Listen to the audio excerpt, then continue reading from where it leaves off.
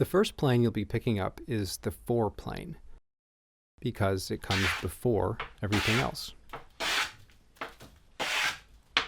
This plane is around 16 inches long and is used to take deep cuts for rapid material removal.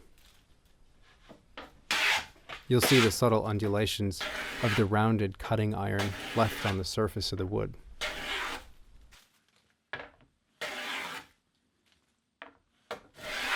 This plane does not mess around. It's designed to take thick, crunchy shavings.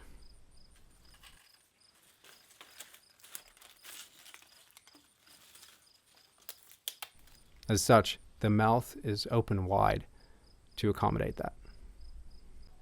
And the cutting blade, called an iron, is cambered or rounded to take deep cuts.